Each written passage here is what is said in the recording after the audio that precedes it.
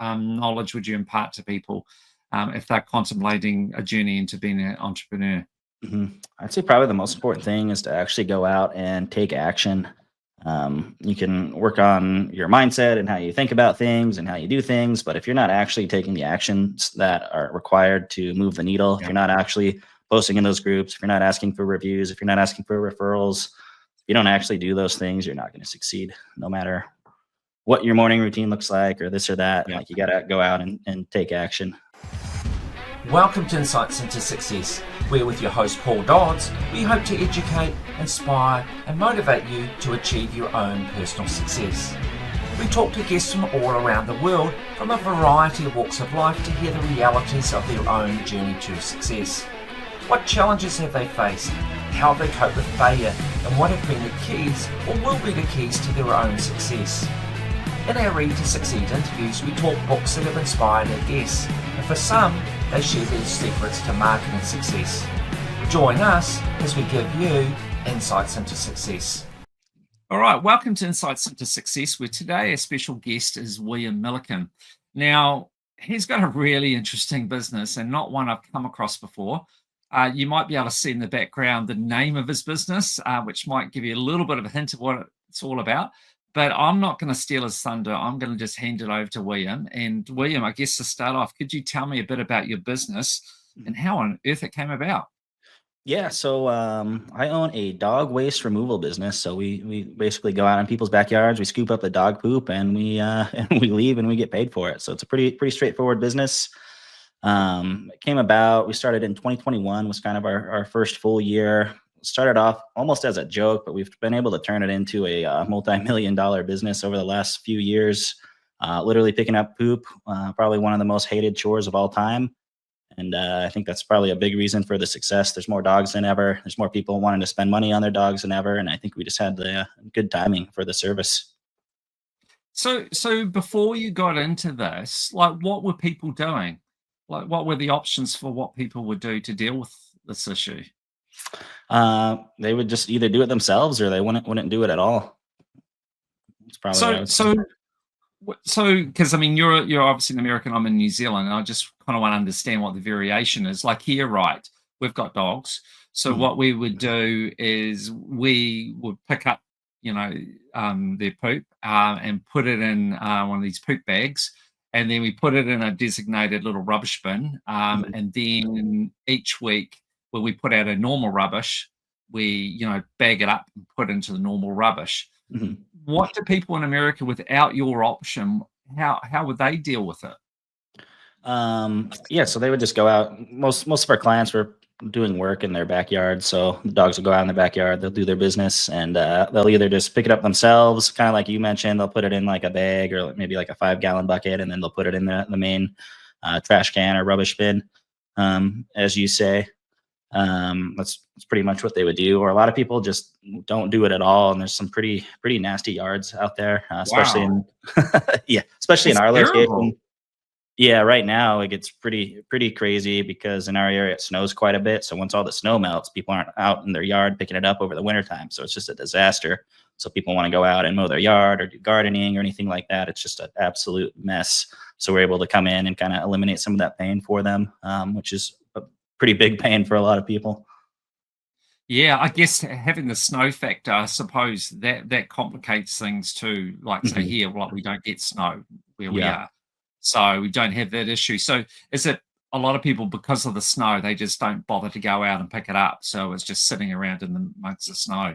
Yep. And then when it all melts, I call it peak poop pain season for people because it's just the nastiest time of year for people to go out. So that's when we actually acquire probably 70 to 80% of our clients for the whole year, is kind of over those couple months as the snow's melting. And then we do have another location over in Seattle. It doesn't get as much snow, but usually the worse the weather, the less likely people are to go outside and pick up after themselves. So they'll have to hire a company like ours, which is pretty new industry. Not a lot of people have heard about it so far, but it's definitely been quite the experience. We got a couple thousand customers that we service every single week now throughout the Pacific Northwest.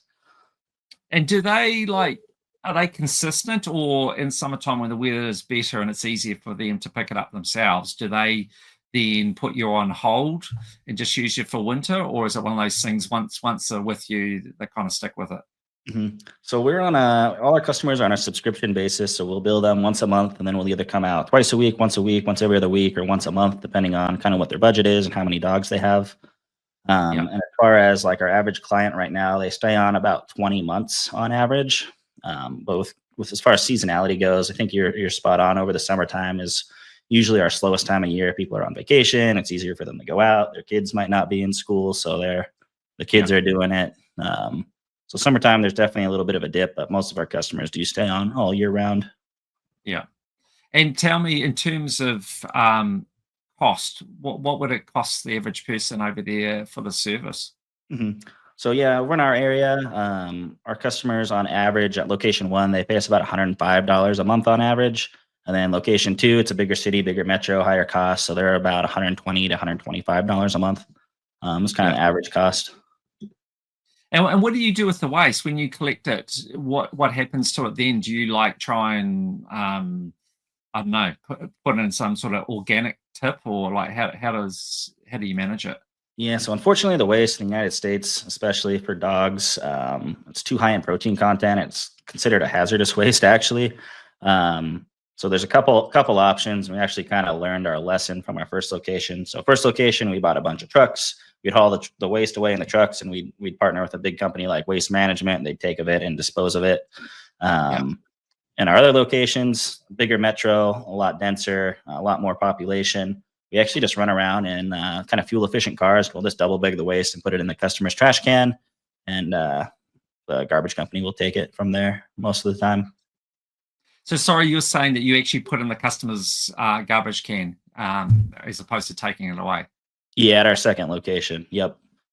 Wow. And honestly, it hasn't really made that much of a difference. We've had about the same level of growth. People just don't want to go out and pick it up themselves. They don't care if it's in their trash can, kind of from what we've seen. Really? That's amazing. Yeah. And it saves us a lot of money because we don't have to spend $20,000, $30,000, $40,000 on a 4-wheel drive truck. We can buy a little less than $10,000 fuel efficient car, go out there, fulfill the service. Insurance is cheaper. Car wraps are cheaper. It's just a lot more efficient business that way. Yeah. So how did you determine in the first instance that this could be a business? Because, everyone, people have ideas about businesses, but it's one thing to have an idea and another thing for it to actually be financially viable to be a business. So how did that evolve? Yeah, so the way we kind of got into it, my background's in digital marketing, and I own a couple other home service companies. I own an electrical company, I have a garage door company. And basically what I was doing at the time is I would partner with an operator. So I partnered with like an electrician that was in it for 30 plus years. I'd handle the marketing, the CRM, all that kind of stuff. And I was really busy with that. My wife was pregnant at the time, and she ended up hiring her own pooper scooper service. And I had no idea that was even a thing. She's just out spending money on stuff, I guess. Turned out to be money well spent, because I had a buddy from high school that reached out to me. He wanted to start a business. He saw the success of my other businesses, and just brainstorming, seeing what kind of things he could do. He wasn't a plumber. He couldn't do HVAC. He didn't have any high technical skills, kind of like that. And I thought, why don't we try this dog waste removal business and just kind of see what happens? I didn't have much expectations. I was maybe going to be happy to make an extra $1,000 a month or something. And it just took off like crazy. It's actually my biggest business now. Wow. And what about competition? You mentioned that there's someone else already doing it. So how's the competition been? The competition is pretty weak, honestly. There's a lot of people that don't even know that the service exists still. That's a big reason why I'm going on podcasts, trying to just kind of let people know about it. The existing players out there, there are people that have been in it for years and years and years, but they don't have very sophisticated systems. They don't know how to advertise well. They don't know how to hire employees. They don't have strong brands, and a lot of them get stuck around 150 clients, which is about what one person can handle on their own if they're working a full-time schedule. So a lot of them can't scale past that. So it hasn't really been too big of an issue from what I've seen. There's also some national franchises that are rolling around that have quite a few locations, but the same issue with them. A lot of them get stuck around that 100 client mark. They seem to be more concerned about selling franchises than fixing some of those issues. So right now, there's a lot of opportunity from what I've found. And your structure, like, do you? Because I've read that you talk about you've got a community for it and that, but are you actually selling franchises, or how do you operate? No, so we don't sell franchises right now. We own all of our locations, like 100%. It's a pretty low cost business to get into. If you have a car, you can buy your equipment for a couple $100. But I do have an online community called the Poop Scoop Millionaire, and I basically just teach other people how to run a similar business to us. We're not really having plans to franchise or anything like that, but we're Yeah. also one of the biggest companies in the space. So I thought it would be a good place to kind of share that knowledge and help other people if they want to quit their job and start an easy to start business. I mean, this is one of the easiest businesses to get into for a lot of people if you're able bodied. And how do you operate it insofar as, like, you got this online community, they could go and start up and be in competition with you. I mean, have you got any safeguards there, or could, people literally learn from you and then end up competing against you? Yeah, they could learn from me and start competing against me. I still kind of view the industry as it's still emerging right now. So really, we're more so competing against people that don't know the service exists. So if you're looking up, like in my city, Spokane, Washington, if you look up search volumes for like how many people are looking for an electrician in our area, there might be 1,000 searches a month. For pooper Yeah. scooper service, there might be 10 to 30 searches a month. So it's Right. still very much in its infancy right now. And kind of the other side of this too is we have a really good team. I have a really strong management team. We have a really strong brand. We have over 1,000 5-star reviews. So it's kind of hard for people to compete at our scale, especially if they're just starting off, because we have a lot more resources than them now. And it really comes down to execution. So at the end of the day, picking up dog poop isn't rocket science, right? People can kind of figure that out on their own. It's all the other parts of the business that goes into it. Yeah. And so in terms of your online community, is that something that people have to pay to be part of, or is that just a free thing that you do? Yeah, so I have a free resources on YouTube, the Scoop Start channel, and then the community is $69 a month. Basically, just walks you through how to start the business, how to run Facebook ads, how to run Google ads, how to do your SEO, how to quote out jobs. And then I've Yeah. also gone and been able to use this to actually help our business because we have so many people in there now. I'm able to go out and negotiate discounts with maybe CRM providers or bag providers and things like that. So it's actually cheaper for people to be a member in there if they start the business than it is to not be a member because we're able to get all those kind of bulk buying discounts. So we're almost Yeah. like an unofficial pooper scooper association, I guess, which Yeah. has been kind of interesting. And what's the plans for you for the future with the business? Where you're hoping to take it? I think it'd be really cool to say I have a business that makes over $10 million a year scooping up dog poop. So it's kind of the next step for us. Yeah. We're continuing to expand into new locations. We're going to probably try to own the West Coast of the United States first before we do anything else. But we did a couple $1 million last year. We'll probably keep adding on to that year after year after year. So it's just a matter of time, just continuing on the process now that we got things And kind of dialed in. and for you, it's about owning the businesses. So when you open up another branch, it's not a Mhm. franchise; it will be your business.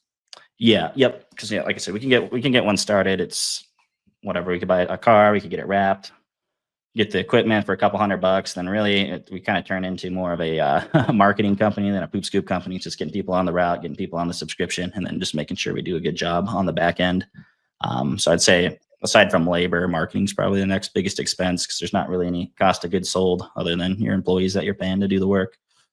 Yeah. And speaking of which, the employees, are they on a straight wage or salary, or do you have profit share with them? So we're going through a transition right now. So as it is, people right now they're paid hourly.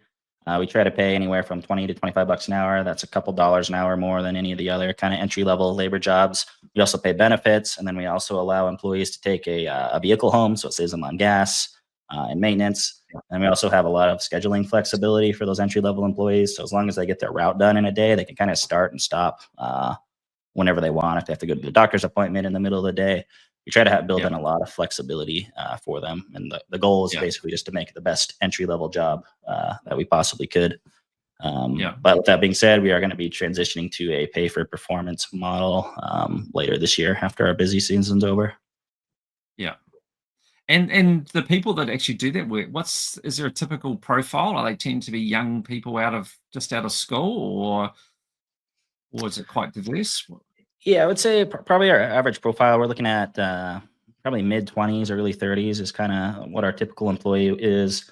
And it's actually a pretty healthy mix of male to female. I think we actually have more female scoopers at the moment, which was kind of interesting, as well as with our clients. About 75% of our clients are female as well because they tend to like dog poop less, I guess. Yeah. And like through your journey so far, what have been some of the challenges that you've faced? Yeah, well, definitely getting started was a challenge. We had no idea anything about the industry. My friend didn't even have a dog, so he was trying to figure out how long it took to actually clean a yard. So we'd go throw rocks out in his backyard and like time himself to scoop up the rocks. So getting that whole process figured out, trying to figure out what actual scooping equipment to use. Because if you use the wrong equipment, it can cause overuse injuries. So you can get wrist or back injuries if you have the wrong equipment. Was something that we learned. But we were pretty lucky from when we started and just my background in marketing. So getting clients actually wasn't the issue. It was, oh my gosh, all of a sudden we got 300 customers. There's only 2 of us. We got to hire employees. We got to buy all these trucks. So that became kind of the bigger issue. I think at one point I had like 7 or 8 like personal truck loans before we can get them refinanced and do a business loan. So it's definitely interesting. The first year, especially. No, for sure. So I'm just wondering with it, I'm just curious about how easy it was for you to get it going in the beginning. Like in particular, in terms of getting your clients. I mean, you've talked about obviously your digital marketing background, but you've also indicated that, like, say, this number of searches for the service are really low. Mm-hmm. So how did you combat that? Was it through digital marketing, or was it literally by going out and dropping flyers? I mean, how did you actually start to educate people before obviously trying to do podcasts about the service? Yeah. So at first, it's kind of like exactly like you said, the search volume was really low. So we had to find a way to actually get out in front of people and let them know the service existed. And at first, I honestly didn't take it very seriously. So my business partner, he went out, he passed out door hangers, and he actually started posting in free buy-sell trade groups on Facebook. So just like the Craigslist of Spokane or buy-sell trade group of Spokane, businesses in Spokane. And we got our first probably 10 or 15 customers doing that. And once that happened, I was kind of thought to myself, okay, this might be kind of a legit thing. And I started throwing some money into Facebook ads.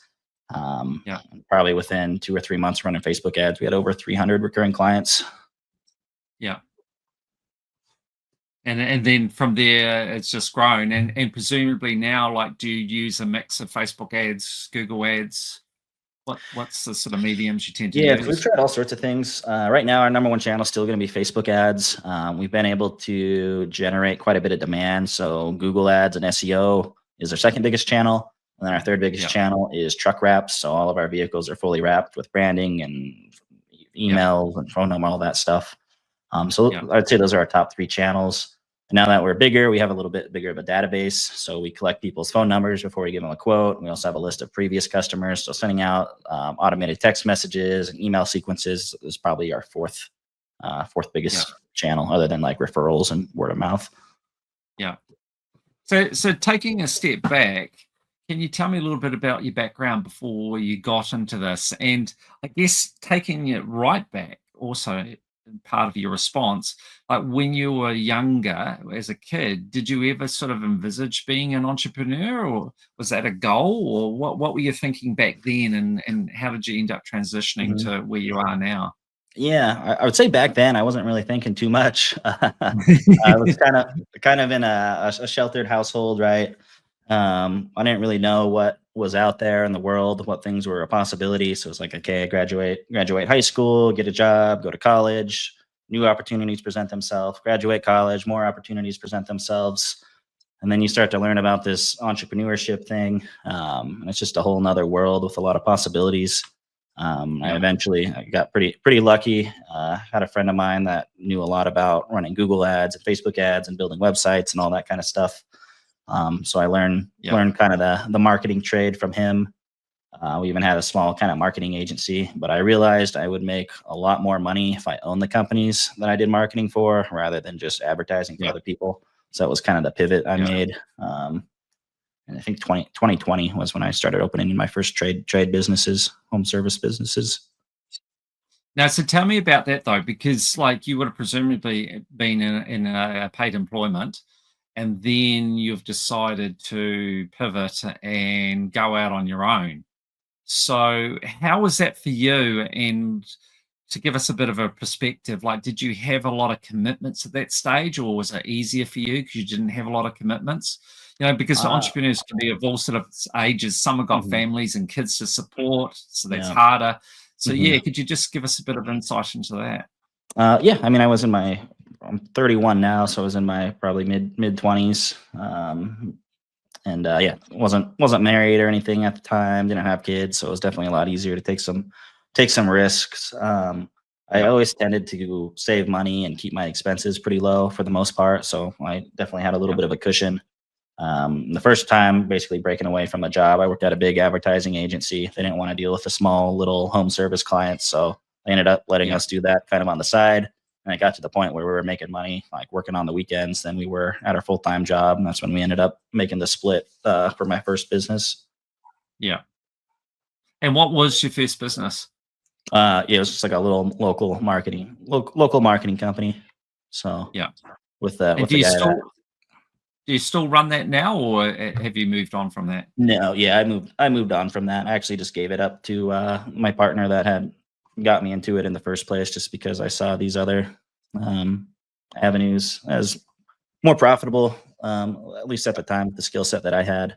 So we're Yeah, still good friends and everything. Still have a good relationship. He'll still help me on projects when things come up. So yeah. everything worked out great. And so, what was your next business after that? Next business after that was the electrical company. So it was a home service electrical company. We weren't doing any new construction. We weren't doing a lot of commercial work. It was just coming in. Somebody needs new outlets. If we've got to swap out some lights, if we got to change out their electrical panel, if they bought an electric vehicle, we had to put in a charger. That was the first business after that. And we were able to take that from zero to over $1 million in sales in about 6 months. Um, Wow. which was cool. I definitely couldn't have done it by myself, but having the right partner, I partnered with a guy that was an electrician for over 30 years. He was a manager of a lot of the other electricians in the area. So we were able Yeah, to just basically hire on people as fast as we could get leads, which was pretty fast, thankfully. It was also kind of in the middle of COVID, so everybody's staying home. People were breaking stuff. They yeah, were plugging in space heaters and things that were frying their electrical wires. So it was a good timing, good partnership, a lot of good yeah. opportunity. So And so, in terms of that business, were you just contracting the work out, or you actually built your own company to service the demand from your digital marketing? yeah, we built our own company. So I split it 50-50 with my partner that was a journeyman electrician, had all the licensing and everything like that. And I said I can get us probably a couple hundred leads every single month.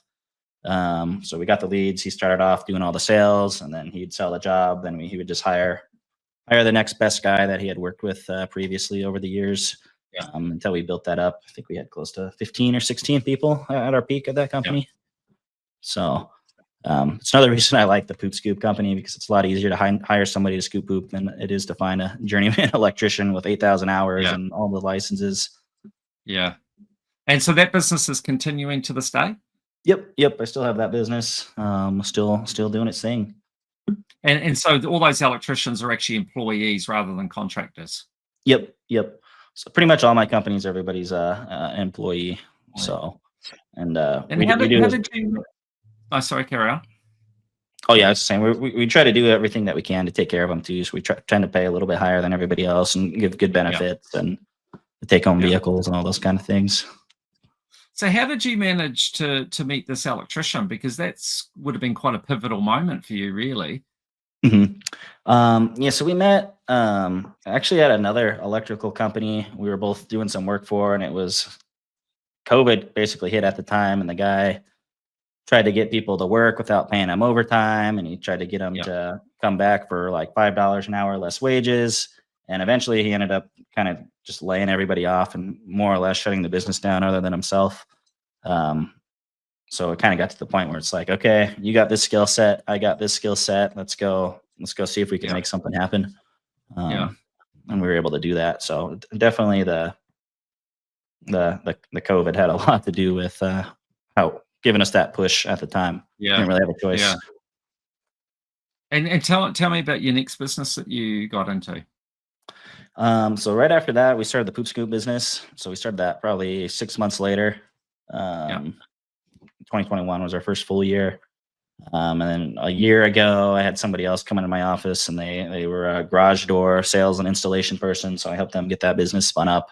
I had some money Yeah. at the time, so I invested some money into it, set up the marketing, and then he Yeah. runs the operations. Because once you get the CRM and you get the marketing system set up, it runs itself more or less. You obviously got to come in and maintenance it and make sure nothing weird happens, but it doesn't take a lot of time to keep it going once it's built up.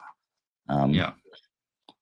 And so So for you, do you see in your future just focusing on the Poop Scoop business, or do you see yourself ending up with multiple businesses?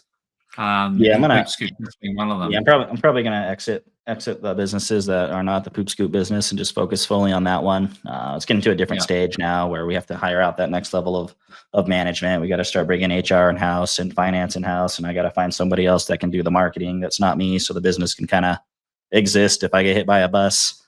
Yeah. So we're working on building that out, and then just kind of perfecting our model, and then it's going to be a lot easier to just copy paste our business into other markets. Yeah. And you were telling me before we started this recording about how you've actually got people in your community in other countries. Tell me a little bit about that and how that came about. Yeah, so it came about. I started the YouTube channel. Started this community just to help other people kind of learn the business. And I guess the main reason I started it is because I just did a podcast with a friend of mine that had a couple thousand subscribers at the time. Didn't think much of it. It was the first podcast I ever did. I probably had 20 or 30 companies reach out and want me to do like one-on-one coaching with them. I didn't really want to do it. So I was like, okay, I could talk to you for whatever, $1,500 a month for 2 hours. I probably made 20, 25 grand within the first month saying that. Wow. And I was like, all right, there might be something here, but I don't want to be bogged down doing a one-on-one coaching all the time. So it's kind of how this community came into existence. Got it started just through some Facebook groups and forums and things like that, telling people about our story because we're one of the biggest, if not the biggest, pooper scooper business kind of around that people talk about. Started a YouTube channel, and people just started joining the community. I think we're close to 700 members now all over the world. So we got a couple in New Zealand, a couple in Australia, a couple in Canada, UK, Ireland, the bulks obviously in the United States. But it's really cool to kind of see the industry going worldwide. Actually, I was not expecting that to happen. And do you have like live sessions where you have people from the different countries there and you're having a discussion on a particular topic? So what's in the community? We got about 30 hours of courses just from setting up your business, doing a business plan, doing your basic budgeting to what equipment to buy. And we have a bunch of marketing courses. Then we got hiring courses, how to train people, how to evaluate their performance. And then we also do live training and events every week. So we'll bring in people, whether it's like a trademark attorney or whether it's somebody that's really good at Google ads or maybe somebody that's really good at commercial services, and they'll come in and do a couple times a month. We'll do these live training webinars for everybody to come in. And if they can't make it, we'll actually record it and they can watch it later. As far as the live interaction goes. And then we're also doing a in-person event coming up in the next couple months called ScoopCon over in Coeur d'Alene, Idaho. So we got people flying in from all over the world to hear me talk about scooping dog poop, which is pretty crazy. I'm sure if someone said to you like 10 years ago that you're going to get into this business, I'm sure you would have probably been a bit dumbfounded. I'm not sure that's the best description, but incredulous. Would that be true that you'd actually get into this particular field? Yeah, especially 10 years ago. Like, there's no way I thought this would be a thing. But I guess I'm not necessarily surprised. I'm not passionate about scooping up dog poop. I'm in business to make money. That's kind of what it comes down to. Just happened to be the vehicle that worked and that we're running with. So how does it go in a social environment when you're talking to people for the first time and they ask you what you do, and how do you describe it, and what's typically the reaction to it? So I definitely don't just say I scoop dog poop for a living when I go to meet people. I try to qualify it a little bit. It's like, okay, yeah, we scoop dog poop, but like we generate millions of dollars of revenue. We got thousands of customers. So um, Yeah. it's like a legit business. I'm not just some weird guy out scooping dog poop. I actually don't even scoop the dog poop myself. No. So that's probably what I would say. But honestly, I don't do a lot of local networking or anything like that anymore. It's a lot easier for me to just up my Facebook ads budget to get new customers. Yeah. And so what areas are you in at the moment? Are you just in Washington State? So in Washington, we're in North Idaho. So Eastern Washington, North Idaho. Then we're in Seattle. We're in Everett, north of Seattle. And then we'll probably be opening up in Tacoma, which is south of Seattle. And then after that, we'll probably look towards Oregon. So we'll have Washington, Idaho, Oregon. I think we can get to 10 million in revenue just between those 3 states pretty conservatively. And do you think the warmer states that the business would be more difficult to make viable? Do you think? I mean, how big a factor do you think is that bad weather, the cold weather in winter? Mm-hmm. No, there's definitely some big business. I just got off a call with somebody earlier today in Texas. They got over 1,000 clients down in Texas. The business just works a little bit different. So we have obviously the big spring rush, all the snow melts. It's the peak poop pain season. So our up in here, it's our revenue and our client acquisition is a lot more spiky. But if you're in some of the more southern states, or maybe even another country that doesn't get snow, the growth is a lot more steady and I think manageable. Honestly, it might even be easier in some of those areas that don't get snow. Right. Like yesterday, literally the snow melted. We signed up like 65 customers in like one day, Wow. which is totally crazy. Yeah. I'd much rather do that over the course of a week or two. Yeah. I'm just curious about how it would work in other countries. I mean, I'll be honest with you. I kind of wonder about my country and whether it would be a viable business. And that's why I was interested to talk to you. Or one of the reasons is because I struggle to think that people would be prepared to pay for it. But I don't know. I'm just wondering if it does vary quite a bit between countries or not. I do know there's some big businesses in Canada, right? That's pretty close to the United States. I also know that there is a sizable business in the UK. But as far as New Zealand, Australia, I think it's kind of an emerging thing. So there's some people testing it out right now. I got this map here. We got somebody in Wellington. We got somebody up in Hamilton, and then we got somebody at the big lake in the middle. Taupo. Yeah, Lake Taupo. So I should check in with them, see how they're doing. But in other countries, there are some challenges too, because a lot of like the software and stuff that we use might not be available in every country as far as how we do all our routing and all our billing and things like that. There's definitely alternatives, but what we use specifically might not be available in every country. Yeah. But, that stuff you could easily get local advice to plug in that. I mean, what you're offering them is the core infrastructure for it. And maybe you have to unplug and plug in, the odd component, but you're offering them the whole infrastructure, as it were, which make it incredibly easier for them to then get their business going. Yeah. I think that's a big reason why it's took off so much too, because it's like I literally just tell you exactly what we did to build $1 million Pooper Scooper business in the community for like $69 a month. So we're actually I think we're in the top 5 business communities on the whole school platform out of tens of thousands. I think that's a big reason for it, because we actually just like tell you everything for not that much money. So I guess one of the benefits of your business is that if someone wasn't like me, say, being a little bit cynical about or skeptical might be a better word for whether it's going to be viable in where I live, it's not expensive to test it. Like, you don't need a lot to test it, really, do you? And find out whether the people would find that an appealing service and then take it on board, and then you can scale it from there. Yep. I mean, I think the tools and equipment we use like a rake and like a lobby dustpan. We flip the handle backwards. You get both of that for like less than $50. And then we use like a kennel grade disinfectant just so we're not spreading like parvo or other diseases from dog to dog. So we'll spray off all our equipment in between yards. But I mean, you could literally get started for a couple $100 and just post in those free Facebook groups or Yeah. What I like to do, especially if people are just starting off, they don't have a lot of money, I call it the free trial method. So you basically reach out to all your friends and family and say, hey, we're starting this business. We're giving a free trial where we're going to do 3 cleanups in exchange for some feedback. And if you can give us a review, that would be great. And a lot of people end up signing up for the subscription because they realized how much they don't like picking up dog poop.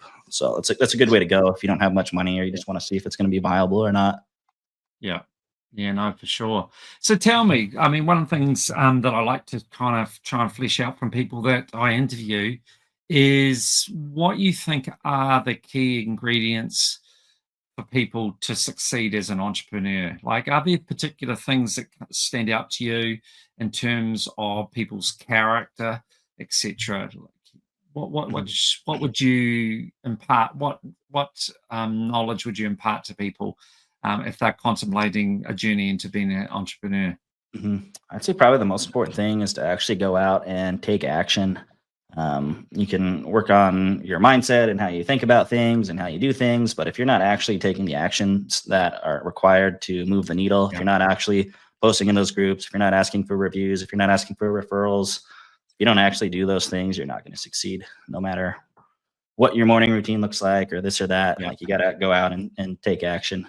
That's what I would say. So, I mean, and that's an interesting point. I mean, because you get people out there that are kind of like, they're always like, well, I just need to get everything perfect before I start.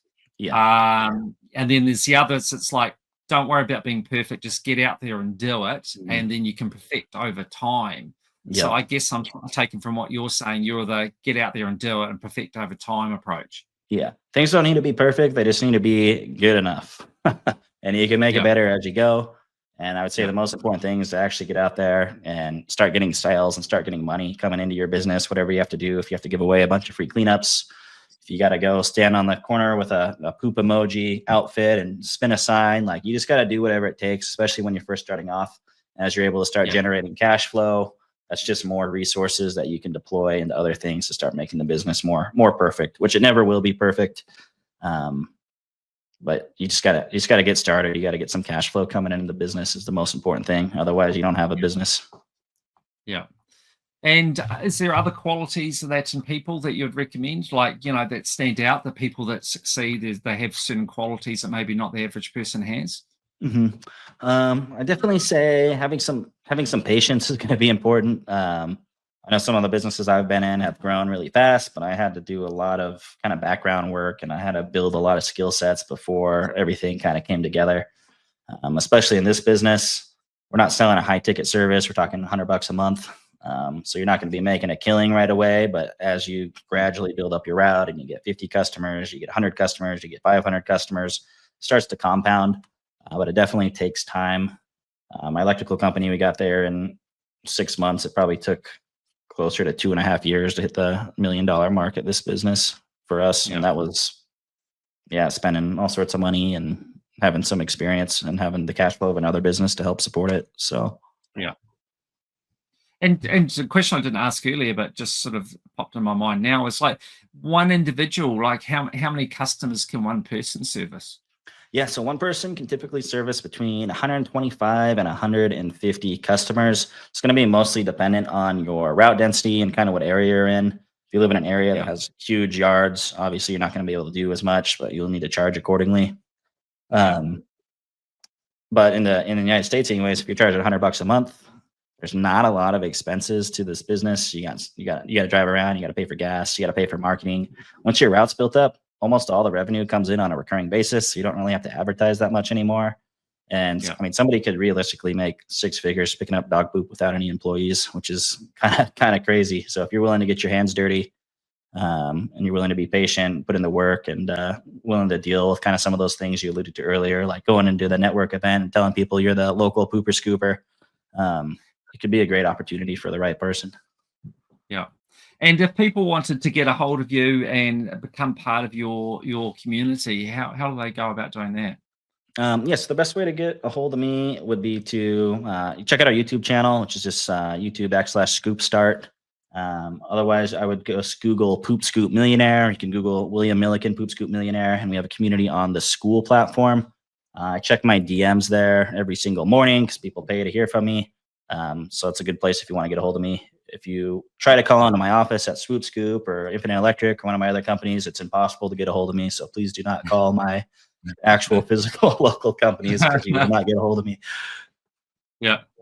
Yeah, well, yeah, understandable. You're doing a lot, and it's very inspirational. And the interesting thing is the fact that you're basically, I guess, developing a model that is potentially transferable to a point across multiple different business platforms.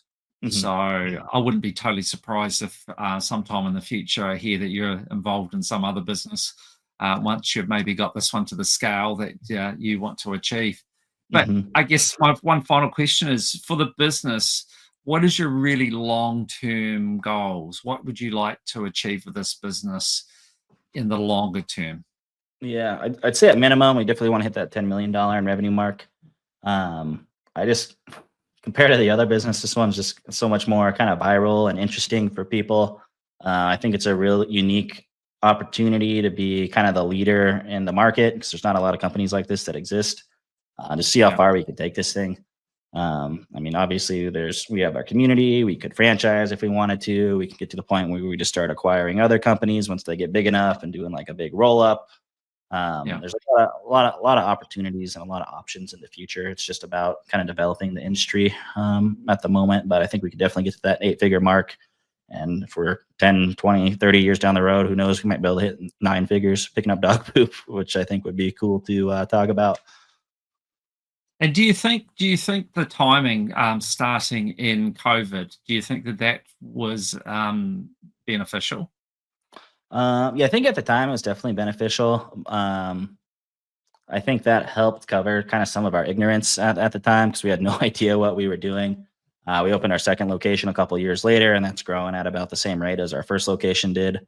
Yeah. So COVID definitely helped at the beginning, but I don't think it was a make or break because our next location's growing just as fast. Yeah. And in terms of the business though, you've opened another location, but presumably like a lot of the infrastructure will just be still based in your hometown, and it's just really having individuals with their cars and equipment in the other town doing their stuff, but all your admin and everything is back in your base. Yep, that's exactly what we do. So we have a centralized call center. So I think we got 4 or 5 people there now. We handle all the routing, we handle all the billing, we handle all the talking to the customers if there's a complaint, anything like that. Then we'll have location managers, and their only job is to make sure the service gets fulfilled. So they're in charge of hiring, training, and firing the technicians and just making sure that the service actually gets fulfilled. So we try to make it as easy as possible for the managers because I don't want to be flying all over the place to fix stuff. No. So how many staff have you got in total now? I think on our busy season, we hire a weekend crew just so we don't have to buy more trucks when we have kind of peak demand. So we'll have, I think we got 15 trucks here and 6 or 7 in our other location. I think we'll peak around 30, 35 employees. Right. Wow. Amazing. Wow. Very interesting business. Well, thank you very much, William, for being willing to come on the show and to share. Really appreciate it. And for anyone interested, we're going to do a quick segment shortly called Read to Succeed. William confesses not to be maybe the biggest reader in the world, but he has read some books that have been inspirational. So we're going to find out a little bit about them then. But in the meantime, thank you so much, William. We will, when we publish this, obviously include all your links in that as well, so people can get a hold of you. I'd be very interested to see about this business in my country and how it would translate. But yeah, it's been really inspirational and interesting. So thank you for your time. Yeah, absolutely. Thanks for having me on. I appreciate it.